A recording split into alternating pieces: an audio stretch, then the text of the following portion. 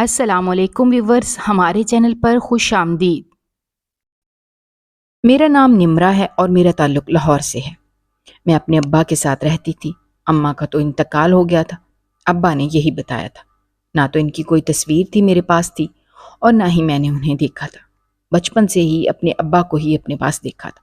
ہم لوگ بھکاری تھے اور بھیک مانگ کر اپنا گزارا کرتے تھے۔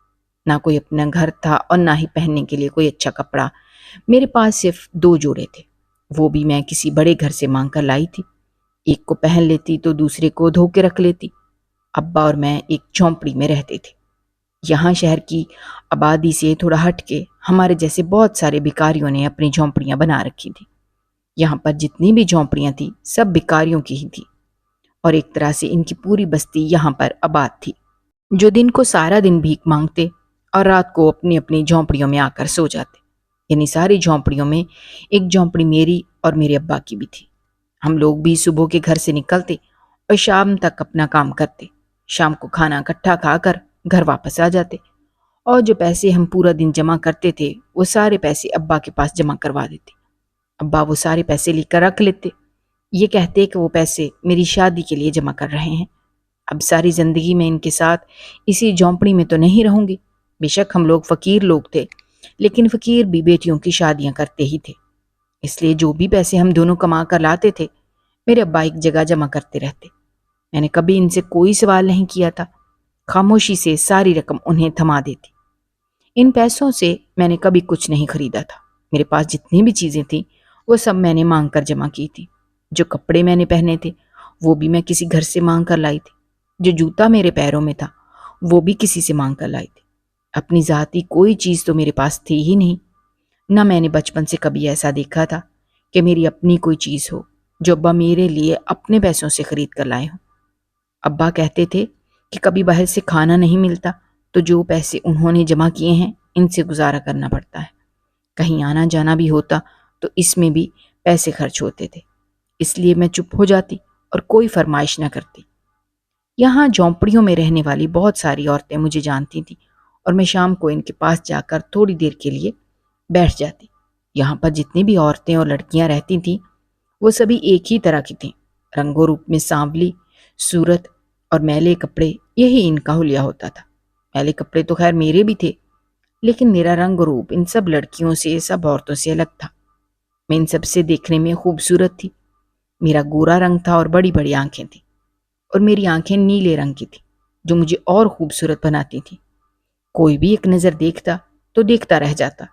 یہاں کی تقریباً سبھی عورتیں مجھے یہ کہتی تھیں کہ میں کہیں سے بھی بھیک مانگنے والی لڑکی نہیں لگتی۔ اگر میں کسی اچھے گھر میں جا کر رہوں اور اپنا حلیہ تھوڑا سا ٹھیک کروں تو میں ایک بہت ہی خوبصورت لڑکی نظر آؤں گی۔ ایک دفعہ تو یہیں پر جھونپڑی میں رہنے والی میری ایک سہیلی ایک نیا جوڑا لے کر آئی جو اس نے اپنی مالکن سے مانگا تھا۔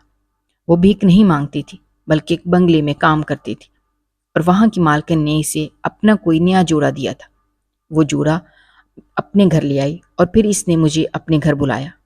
میں اس کے گھر گئی تو اس نے وہ جوڑا مجھے پہننے کے لیے دیا اور کہا میں اسے پہن کر آؤں۔ میں نے بھی خوشی خوشی نیا جوڑا پہن لیا، اور اس کے بعد جب سب عورتوں نے مجھے دیکھا تو حیران رہ گئیں کہ میں اس جوڑے میں واقعی میں کوئی اچھے گھر کی امیر لڑکی لگ رہی تھی۔ کہیں سے بھی میں ان جھونپڑیوں میں رہنے والی وہ غریب سی لڑکی بالکل بھی نہیں لگ رہی تھی۔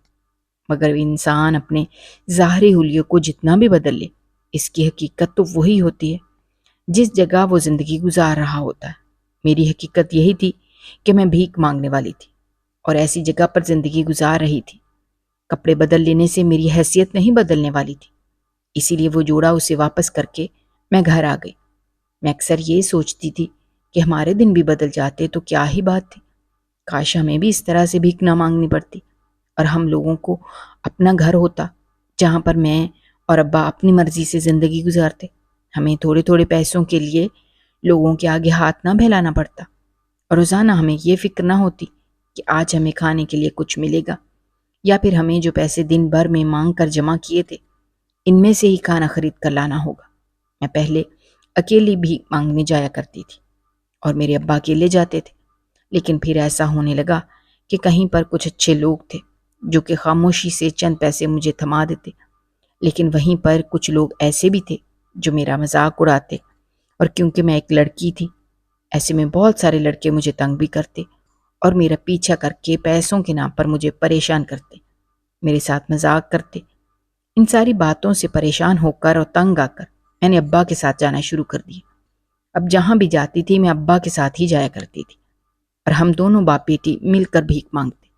میرے ابا مجھے اپنے ساتھ سڑک پر لے جاتے اور کبھی کبھار وہیں پر کھڑے رہتے، یا کبھی ایسا ہوتا کہ دور جا کر بیٹھ جاتے اور مجھے یہ کہتے کہ میں وہاں سے بھیک مانگ لوں اور اس کے بعد ہم گھر چلے جائیں گے۔ اسی طرح سے کھانا مانگنے کے لیے بھی ہم جب رات کو جاتے تو ابا میرے ساتھ ہی جایا کرتے۔ میرا بالکل بھی دل نہیں کرتا تھا کہ میں اس طرح سے بھیک مانگوں، لیکن ابا نے کہا کہ صرف مجھے کچھ وقت کے لیے یہ سب کچھ کرنا پڑے گا، اس کے بعد وہ میری شادی کر کے مجھے رخصت کر دیں گے اور میں اپنے گھر جا کر اچھی زندگی گزاروں گی۔ اسی لیے تو وہ پیسے جمع کر رہے ہیں۔ وہ مجھے کہتے تھے کہ جو بھی پیسے میں انہیں کما کر دیتی ہوں وہ اپنے اوپر خرچ نہیں کرتے، بلکہ وہ سارے پیسے میرے لیے ہی جمع کر رہے ہیں۔ اور یہ سن کر میں خوش ہو جاتی، خوشی خوشی زیادہ پیسے کمانے کی کوشش کرتی، زیادہ سے زیادہ بھیک اکٹھی کرنے کی کوشش کرتی، تاکہ جلد از جلد میری اس کام سے جان چھوٹے اور میں شادی کر کے اپنے گھر چلی جاؤں۔ سارے پیسے شام کو لا کر ابا کے حوالے کر دیتی، اور وہ مجھے ہر روز یہی تسلی دیتے کہ کچھ عرصے کی بات ہے، اس کے بعد میری شادی ہو جائے گی اور میں اپنے گھر چلی جاؤں۔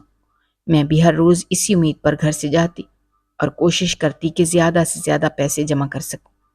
زندگی اسی طرح سے گزر رہی تھی، اور پھر ایک دن ایسا ہوا کہ میں اپنے ابا کے ساتھ بھیک مانگنے کے لیے گھر سے باہر گئی۔ جب میرے ابا مجھے ایک جگہ کھڑا کر کے کہیں چلے گئے، انہیں شاید کوئی کام تھا، اسی لیے وہ مجھے وہاں چھوڑ کر چلے گئے تھے۔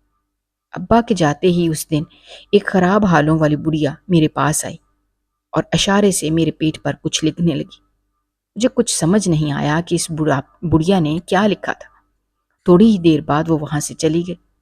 اس سے پہلے میں کچھ پوچھتی، اچانک سے ابا وہاں آ گئے اور میں خاموش ہو گئی۔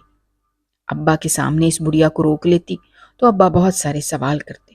انہوں نے مجھے ہمیشہ یہی کہا تھا کہ میں خاموشی سے اپنا کام کیا کروں اور کسی سے بھی زیادہ بات چیت نہ کیا کروں۔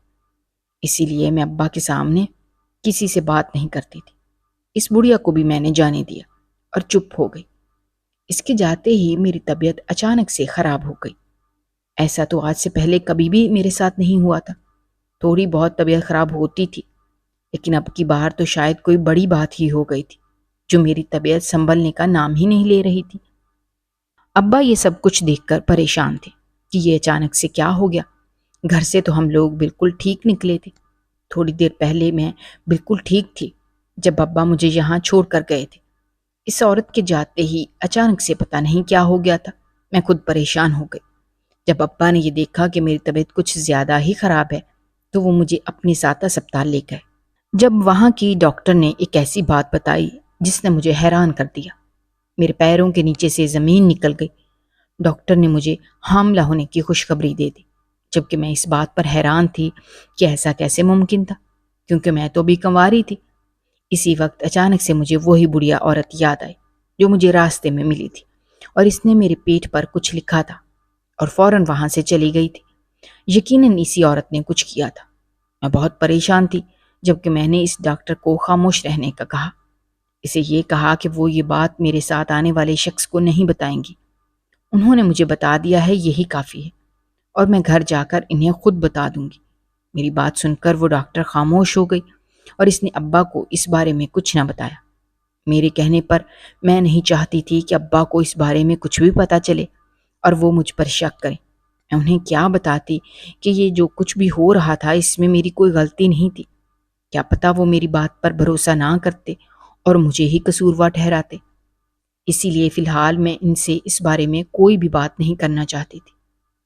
پہلے میں نے یہی سوچا تھا کہ اس بڑھیا کو میں خود تلاش کروں گی اور اس سے اس بارے میں بات کروں گی۔ یقیناً وہی بڑھی عورت میری اس معاملے میں مدد کر سکتی تھی، کیونکہ میں جانتی تھی کہ وہ ضرور کچھ نہ کچھ جانتی تھی۔ اس کے پیچھے کیا راز تھا یہ صرف وہی مجھے بتا سکتی تھی اور میری مدد کر سکتی تھی۔ اس دن کے بعد سے میں نے اس بڑھیا کو ہر جگہ تلاش کرنا شروع کر دیا۔ میں جب بھی گھر سے بھیک مانگنے کے لیے باہر جاتی تو ہر جگہ اس بڑھیا کو تلاش کرتی، لیکن وہ مجھے کہیں دکھائی نہ دیتی۔ میں ابا سے روز کوئی نہ کوئی بہانہ بنا دیتی اور انہیں اپنے ساتھ نہ لے کر جاتے، کیونکہ میں نے تو باہر جا کر اس بڑھیا کو تلاش کرنا ہوتا تھا۔ ایسے میں اگر میں اسے تلاش کرتی اور بھیک نہ مانگتی تو میرے ابا مجھ سے بہت سارے سوال کرتے، اسی لیے میں انہیں اپنے ساتھ نہ لے کر جاتی اور ان سے کہتی کہ میں اکیلی ہی چلی جاؤں گی۔ ابا بھی یہ بات سن کر خوش ہو جاتے کہ اب انہیں میرے ساتھ جانا نہیں پڑے گا۔ ویسے بھی وہ مجھ سے یہی کہتے تھے کہ وہ بیمار ہیں، انہیں آرام کی ضرورت ہے، تو میں نے انہیں یہ کہا کہ وہ گھر پر رہ کر آرام کریں، تو میں خود ہی باہر چلی جاتی ہوں اور بھیک مانگ کر آ جاؤں گی۔ میں نے اس بڑھیا کو بہت تلاش کیا لیکن وہ مجھے کہیں نہیں ملی۔ آخر کار تھک ہار کر میں بیٹھ گئی اور یہی سوچ رہی تھی کہ اب آگے میرے ساتھ کیا ہوگا۔ اس راز کو میں زیادہ عرصہ تک چھپا نہیں پاؤں گی، ایک نہ ایک دن تو ابا کو معلوم ہو جائے گا، تو وہ مجھ سے سوال کریں گے، میں کیا جواب دوں گی؟ میرے پاس تو کوئی جواب نہیں تھا اور نہ ہی اس میں میری کوئی غلطی تھی۔ یہ سب کچھ کیسے ممکن تھا کچھ سمجھ نہیں آیا۔ کچھ دن اسی طرح سے گزرے تھے جب ایک دن اچانک سے وہ بڑھیا دوبارہ سے مجھ سے ٹکرائی۔ میں اسے دیکھ کر خوش بھی ہوئی تھی کہ وہ مجھے مل گئی ہے۔ جب وہ مجھے دیکھتے ہی بولی کہ چل تجھے تیرے شوہر کے پاس لے جاؤں، اس کی بات سن کر میں حیران ہو گئی کہ وہ یہ سب کچھ کیا کہہ رہی ہے۔ میری تو کسی سے شادی نہیں ہوئی، تو وہ کس شوہر کی بات کر رہی تھی؟ اس نے مجھے اپنے ساتھ چلنے کا کہا، مگر اس کے ساتھ جانے سے پہلے میں نے اس سے یہ پوچھا کہ وہ مجھے پہلے ساری حقیقت بتائیں، اس کے بعد ہی میں اس کے ساتھ کہیں جاؤں گی۔ جب وہ بڑھیا بولی کہ وہ اس طرح سے مجھے کچھ نہیں بتا سکتی، اگر مجھے سچ جاننا ہے اور حقیقت تک پہنچنا ہے تو مجھے اس کے ساتھ جانا ہوگا۔ اگر تو میں اس کے ساتھ چلنے کے لیے تیار ہوں تو وہ وہاں جا کر مجھے سب کچھ معلوم ہو جائے گا، نہیں تو وہ اپنے راستے واپس چلی جائے گی جہاں سے وہ آئی ہے، پھر اس کے بعد میں اسے کبھی ڈھونڈ نہیں پاؤں گی۔ میرے پاس یہ پہلا اور آخری موقع تھا اور میں اسے گنوانا نہیں چاہتی تھی۔ مجھے اس راز کو جاننا تھا کہ وہ مجھے جو یہ سب کچھ کہہ رہی تھی تو اس میں کتنی سچائی تھی، اور کچھ میں اس بات کی وجہ سے بھی پریشان تھی جو مجھے ڈاکٹر نے بتائی تھی۔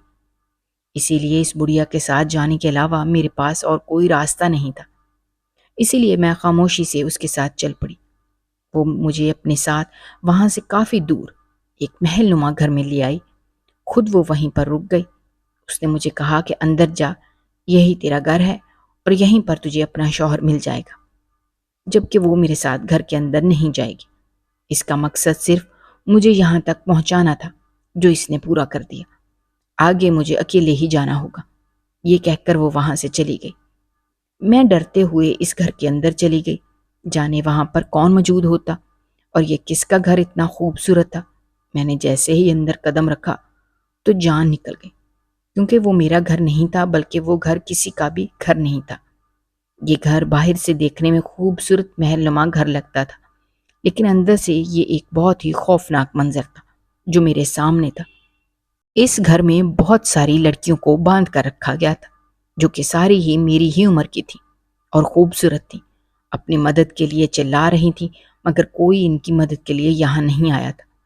جب میں وہاں پہنچی اور میں نے یہ سب منظر دیکھا تو میں جیسے ہی پیچھے مڑنے لگی، اچانک سے کسی نے میرے منہ پر ہاتھ رکھا تھا، اور اس کے بعد مجھے کچھ یاد نہیں۔ جب مجھے ہوش آیا تو میں نے دیکھا کہ مجھے بھی انہی لڑکیوں کے ساتھ جہاں پر باندھ دیا گیا تھا۔ ان لڑکیوں نے مجھے بتایا کہ وہ بھی میری ہی طرح کچھ بھیک مانگنے والی تھیں، کچھ اسکول کالج کی اور کچھ یونیورسٹی کی تھیں۔ انہیں بھی ایک بڑھیا راستے میں ملی تھی اور ان کے ساتھ بھی وہی سب کچھ ہوا تھا جو میرے ساتھ ہوا تھا، اور وہ بھی اس طرح یہاں پہنچی تھیں جس طرح سے میں یہاں پہنچی تھی۔ اس کا مطلب یہ تھا کہ وہ بڑھیا دھوکے سے لڑکیوں کو یہاں لے کر آتی تھی، لیکن وہ ایسا کیوں کر رہی تھی یہ راز جاننا بھی باقی تھا۔ لیکن اتنا تو میں جان چکی تھی کہ یقیناً اس کے پیچھے اس کا کوئی ذاتی مفاد تھا جس کی وجہ سے وہ یہ سب کچھ کر رہی تھی۔ اب وہ یہ سب کچھ کیسے کرتی تھی یہ کوئی نہیں جانتا تھا۔ اگر وہ بوڑھی عورت جھوٹی بھی تھی تو پھر وہ ڈاکٹر جس نے مجھے حاملہ ہونے کی خبر دی تھی، تو کیا وہ بھی جھوٹ بول رہی تھی؟ ایسا کیسے ممکن تھا؟ بہت سوچا لیکن کوئی سرا ہاتھ نہ لگا اور نہ ہی کچھ سمجھ آئی۔ اس جگہ پر باندھے ہوئے مجھے دوسرا دن تھا جب یہاں پر ایک آدمی آ کر ساری لڑکیوں کو کھانا دے کر چلا جاتا۔ وہ کسی کی بھی کسی بات کا جواب نہ دیتا اور خاموشی سے اپنا کام کر کے چلا جاتا، اور روزانہ ہی یہاں سے تقریباً 2-3 لڑکیوں کو کھول کر لے جایا جاتا، اور اس کے بعد وہ لڑکیاں یہاں واپس نہیں لائی جاتی تھیں۔ وہ کہاں جاتی تھیں، انہیں کہاں بھیجا جاتا تھا، کچھ پتہ نہیں تھا۔ بس ہم لوگ اتنا جانتے تھے کہ انہیں یہاں سے لے جایا گیا ہے اور دوبارہ وہ یہاں پلٹ کر نہیں لائی جاتی تھی۔ یہ سب کچھ بہت ہی خوفناک تھا۔ جس کمرے میں ہم لوگوں کو باندھا گیا تھا وہ کمرہ اندھیرے میں ڈوبا ہوا تھا، یہاں تک کہ ساتھ بیٹھی لڑکی کا بھی چہرہ ٹھیک طرح سے دکھائی نہیں دیتا تھا۔ بس آواز سے ہم لوگ پہچانتے تھے کہ کون کس جگہ پر موجود ہے، ورنہ تو اس کمرے میں کوئی بھی چیز دکھائی نہیں دیتی تھی۔ آہستہ آہستہ کر کے ساری لڑکیوں کو یہاں سے لے جایا جا رہا تھا، جب ایک دن مجھے بھی کھولا گیا اور مجھے بھی یہاں سے باہر لے جایا گیا۔ میرے ساتھ اور بھی 2 لڑکیاں موجود تھیں۔ جب ہمیں اس کمرے سے باہر نکال کر اس گھر کے اوپر بنے ہوئے کمرے میں لے جایا گیا، وہاں پر جا کر تو میں اور زیادہ حیران ہو گئی تھی، اور میرے پیروں کے نیچے سے تو صحیح معنوں میں اب زمین نکلی تھی جب میں نے اپنے ابا کو وہاں موجود دیکھا۔ میں جو اتنے دنوں سے ابا کے لیے پریشان تھی، فکر مند تھی کہ وہ میری پریشانی میں ادھر ادھر پھر رہے ہوں گے، مجھے تلاش کر رہے ہوں گے، ابا کو یہاں دیکھ کر مجھے شدید حیرانگی ہوئی کہ وہ یہاں پر کیسے موجود تھے۔ ایک خوشی ہوئی تھی کہ شاید وہ مجھے یہاں سے لینے کے لیے آئے ہوں گے، لیکن پھر دوسرے ہی لمحے خوشی کی جگہ پریشانی آ گئی کہ انہیں کیسے معلوم ہوا کہ میں یہاں پر موجود ہوں۔ وہ بڑھیا بھی وہیں پر موجود تھی، اور ان کے علاوہ بھی کچھ لوگ تھے جو یہاں پر بیٹھے ہوئے تھے۔ وہ بہت ہی عجیب قسم کے آدمی تھے جو گھور گھور کر ان لڑکیوں کو دیکھ رہے تھے جو میرے ساتھ آئی تھی۔ نہ صرف ان کو بلکہ مجھے بھی ایسی ہی عجیب و غریب نظروں سے دیکھ رہے تھے۔ میں فوراً سے ابا کے پاس گئی اور میں نے انہیں ساری حقیقت بتا دی کہ کس طرح سے اس بڑھیا نے میرے ساتھ دھوکہ کیا تھا اور مجھے اس گھر میں چھوڑ کر چلی گئی۔ اس کے بعد میرے ساتھ کیا کچھ ہوا میں نے سب کچھ انہیں بتا دیا۔ ابا میری باتیں خاموشی سے سنتے رہے، مگر انہوں نے میری کسی بات کا جواب نہ دیا۔ اچانک ہی وہ بڑھیا بولی کہ میں اپنے ابا کو جو ساری باتیں بتا رہی ہوں وہ باتیں وہ پہلے سے جانتے ہیں، بلکہ وہ خود بھی ان کے ساتھ ہی ان ساری باتوں میں ملے ہوئے تھے۔ اتنا کہہ کر وہ زور زور سے اونچا اونچا ہنسنے لگی اور میرے ابا بھی اس کے ساتھ ہنسنے لگے۔ یہ سب کچھ دیکھنے کے بعد بھی میں حقیقت کو سمجھ نہیں پائی۔ جب مجھے ساری حقیقت بتا دی گئی، یہ سب کچھ ایک ڈرامہ کیا گیا تھا، صرف اور صرف مجھے یہاں لانے کے لیے۔ اس بڑھیا کا اچانک سے میرے ساتھ ٹکرا جانا اور میرے ابا کا اسی دن بہانہ بنا کر کہیں اور چلے جانا، اس عورت کا اس طرح سے پراسرار حرکت کرنا اور پھر میری طبیعت کا خراب ہو جانا، وہ سب کچھ اچانک سے نہیں ہوا تھا، بلکہ یہ سب کچھ کیا گیا تھا۔ جس دن وہ بڑھیا میرے ساتھ ٹکرائی تھی اور اس نے میرے پیٹ پر ہاتھ پھیرا تھا، اس کے جاتے ہی میری طبیعت بگڑی تھی۔ اسی دن صبح میرے ابا ہم دونوں کے لیے ناشتہ لے کر آئے تھے۔ اس ناشتے میں کچھ ایسی دوا ملائی گئی تھی جس کو کھانے سے یہ سب کچھ ہوا تھا، کیونکہ میں یہ سمجھ رہی تھی کہ اس بڑھیا کی وجہ سے یہ سب کچھ ہو رہا تھا۔ ایسا کچھ نہیں تھا، یہ صرف مجھے گمراہ کرنے کے لیے کیا گیا تھا۔ میرے ابا نے اس کھانے میں کچھ ایسا ملایا تھا جس کی وجہ سے میری طبیعت اچانک سے بگڑ گئی تھی۔ اس کے بعد جس ڈاکٹر کے پاس میرے ابا مجھے لے کر گئے تھے، اس سے بھی میرے ابا کی پہلے ہی بات ہو چکی تھی۔ میں نے جو اس سے یہ کہا تھا کہ میرے ابا کو کچھ نہ بتائے، حقیقت میں تو میرے ابا نے یہ سب کچھ اسے کرنے کے لیے کہا تھا، اور یہ سب کچھ ابا نے ہی اسے مجھے بتانے کے لیے کہا تھا۔ اس نے ابا کے کہنے پر جھوٹ بولا تھا کہ میں حاملہ ہوں، جبکہ ایسا کچھ نہیں تھا، کیونکہ ایسا ممکن ہی نہیں تھا، میری شادی نہیں ہوئی تھی۔ اس کے بعد دوبارہ سے اس بڑھیا کا مجھ سے ٹکرانا اور مجھے یہاں تک پہنچا دینا۔ حقیقت میں وہ لوگ مجھے یہاں تک پہنچانا چاہتے تھے، اور وہ چاہتے تھے کہ میں خود یہاں پر اپنی مرضی سے آؤں، اس لیے سب کچھ کیا گیا۔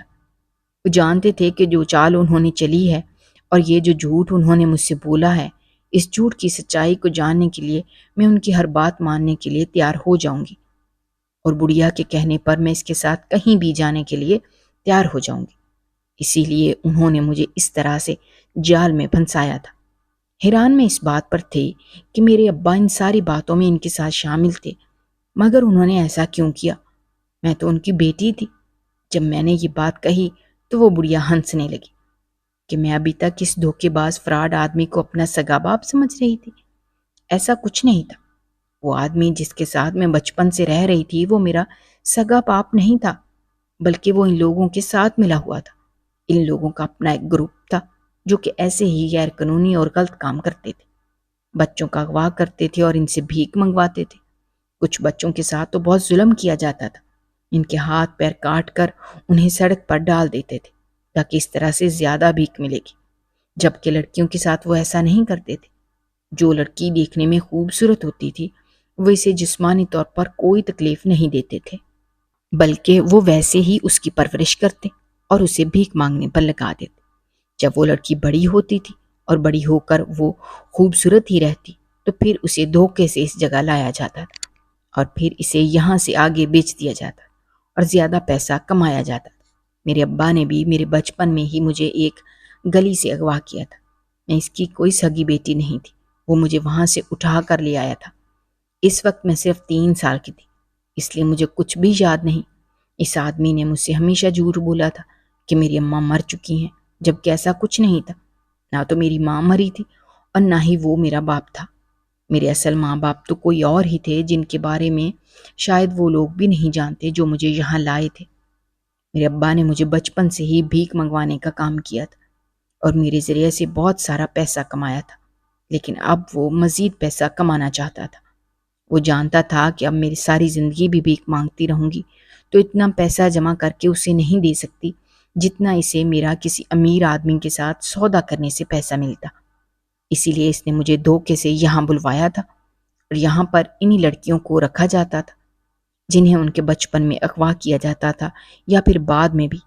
ان میں کچھ لڑکیاں ایسی بھی تھیں جنہیں ان کے اسکول کے باہر سے یا پھر کالج کے باہر سے اغوا کیا جاتا تھا اور انہیں یہاں لایا جاتا تھا، یہاں سے انہیں آگے بھیج دیا جاتا تھا۔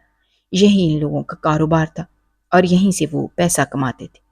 میرے ابا نے بھی مجھ سے یہی کہا تھا کہ انہوں نے جتنا مجھے اپنے ساتھ رکھنا تھا رکھ لیا، لیکن اب میں ان کے ساتھ نہیں رہ سکتی۔ انہوں نے مجھے آگے بھیجنے کا فیصلہ کر لیا ہے اور وہ ایک ہی مرتبہ مجھ سے اتنا پیسہ کما لیں گے کہ ان کی آگے کی ساری زندگی سکون سے گزرے گی۔ اب انہیں وہ ہر روزانہ کی 1000-2000 نہیں چاہیے، بلکہ انہیں ایک ہی دفعہ میں لاکھوں روپے چاہیے۔ اسی لیے وہ مجھے یہاں بیچنے کے لیے آئے تھے۔ میں نے ابا سے بہت منت کی، ان سے یہ کہا کہ انہوں نے مجھے بچپن سے پالا ہے، بیٹی بنا کر رکھا ہے، ایسے میں وہ میرے ساتھ ایسا کیسے کر سکتے ہیں؟ جب انہوں نے مجھے دھتکار دیا اور یہ کہا کہ میں ان کی سگی بیٹی نہیں ہوں، ان کا تو کام ہی یہی تھا بچوں سے بھیک منگوانا، وہ تو بچوں کے ہاتھ پیر تک کاٹ دیتے تھے، اتنے بے رحم لوگ تھے۔ بھلا انہیں مجھ پر کہاں رحم آتا اور میری التجائیں ان پر کیسے اثر کرتی؟ ان لوگوں کے سینوں میں دل موجود ہی نہیں تھے۔ اسی رات لاکھوں کا سودا کر کے مجھے ایک امیر آدمی کے ساتھ بھیج دیا گیا جو دیکھنے میں خوبصورت تھا، مگر مجھے اس کی خوبصورتی سے کچھ لینا دینا نہیں تھا، کیونکہ اس کے اندر کی بدصورتی کو میں جان گئی تھی۔ جو یہاں پر لڑکی کو خریدنے کے لیے آیا، اس انسان کی نیت کا اندازہ خود بخود ہی ہو جاتا ہے۔ جب وہ انسان مجھے اپنے گھر لے آیا، لیکن اس نے مجھے کوئی نقصان نہیں پہنچایا تھا، کیونکہ وہ باقی لوگوں کی طرح نہیں تھا۔ وہ ایک اچھا، شریف اور انصاف کرنے والا انسان تھا۔ وہ ایک پولیس افسر تھا جو ان لوگوں کو پکڑنا چاہتا تھا، اسی لیے اس جگہ گیا تھا۔ جب اس نے مجھے وہاں دیکھا تو جانے کیوں اس کا دل کیا کہ وہ میری مدد کرے اور مجھے ان لوگوں سے بچا لے، اسی لیے مجھے اپنے گھر لے آیا۔ پھر جب میں اس کے ساتھ اس کے گھر آ گئی تھی تو پھر اچانک سے اس نے میری گردن پر ایک نشان دیکھا۔ فوراً سے اپنے کمرے میں گیا اور وہاں پر اس نے کچھ تصاویر نکال کر دیکھنی شروع کی جو کہ کسی لڑکی کی تصویریں تھیں، اس کے بچپن کی تھیں۔ ان تصویروں میں جو لڑکی موجود تھی اس کی گردن پر بھی ویسا ہی نشان تھا جیسا کہ میری گردن پر تھا۔ اس لڑکے کو اسی وقت سمجھ آ گیا تھا کہ میں کون ہوں۔ اس نے مجھے بتایا کہ میں اس کے چچا کی بیٹی ہوں جو بچپن میں گلی سے اغوا ہو گئی تھی۔ ان لوگوں نے مجھے ڈھونڈنے کی بہت کوشش کی لیکن میں انہیں کہیں نہیں ملی۔ اس صدمے میں اس کے چچا کی یعنی کہ میرے ابا اس دنیا سے چلے گئے تھے۔ میری اماں کا تو پہلے ہی انتقال ہو گیا تھا اور میرے ابا کے جینے کی وجہ میں ہی تھی جو ان ظالموں نے ان سے چھین لی۔ اس کے بعد وہ بھی اس دنیا سے چلے گئے، مگر جاتے وقت انہوں نے اپنے بھتیجے سے وعدہ لیا تھا کہ وہ ان کی بیٹی کو ضرور تلاش کرے گا۔ وہ کافی عرصے سے مجھے ڈھونڈنے کی کوشش کر رہا تھا، لیکن اس طرح سے کسی کو ڈھونڈ پانا ممکن نہیں تھا کیونکہ میں بچپن میں گم ہو گئی تھی اور بچپن میں اور اب میں بہت فرق تھا، مگر اس نے ہمت نہیں ہاری تھی اور آخر کار وہ مجھے ڈھونڈنے میں کامیاب ہو گیا۔ اسی وجہ سے اس نے یہ پیشہ اپنایا تھا تاکہ وہ لوگوں کی مدد کر سکے اور ایسے لوگوں کو ان کے انجام تک پہنچا سکے جو دوسروں کی زندگی ایک جھٹکے میں برباد کر کے رکھ دیتے ہیں۔ کیونکہ اس کے اپنے گھر میں ایسا ہو چکا تھا۔ ان سب لوگوں کو پکڑ لیا گیا تھا جو یہ گھناؤنا کھیل کھیل رہے تھے، اور میں اپنے گھر واپس آ گئی تھی۔ یہاں پر اماں ابا تو نہیں تھے، لیکن ان سے جڑے دوسرے رشتے ضرور تھے جنہوں نے مجھے محبت سے اپنا لیا تھا، اور اس گھر میں ایک خوبصورت اور نئی زندگی میری منتظر تھی۔ اگر آپ کو ہماری کہانیاں پسند آ رہی ہیں تو ہمارے چینل کو سبسکرائب کیجیے، ویڈیوز پر کمنٹ کیجیے اور شیئر کیجیے۔ شکریہ۔